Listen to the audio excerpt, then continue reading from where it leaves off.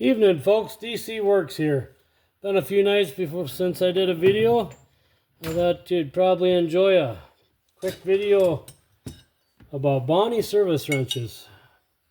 Call them service wrenches, hydraulic line wrenches, variety of names people call them, but they are thinner than usual wrenches. These are vintage. I know a lot of people have commented about me calling a few items vintage, that perhaps they're not vintage, but these are truly vintage. These are from the 50s. I do not have a complete set. If you were to have a full set of these, you'd literally have 30 wrenches. But I've got a few. They're quite enjoyable. Some of them are actually Bonney. Some are Armstrong. This one's an Armstrong. They're all made in the USA. Basically, I have approximately 2 1/4 inch and 7/8 down to 3/4, 7/8, 15/16, inch and a 1/16, inch and an 1/8. They are numbered.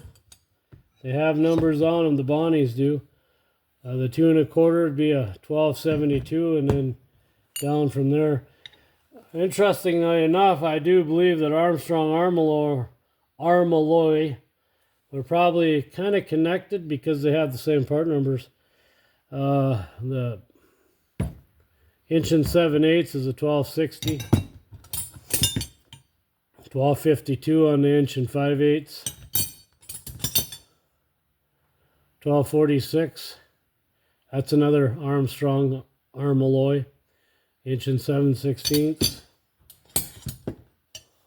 inch and 3/8, which coincidentally enough, an inch and 3/8 is kind of an odd size. You don't find that in every segment of your tools. Inch and 5/16.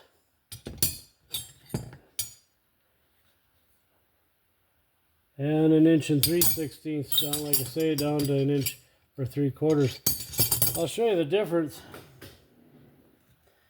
between a common wrench. Here's a 14.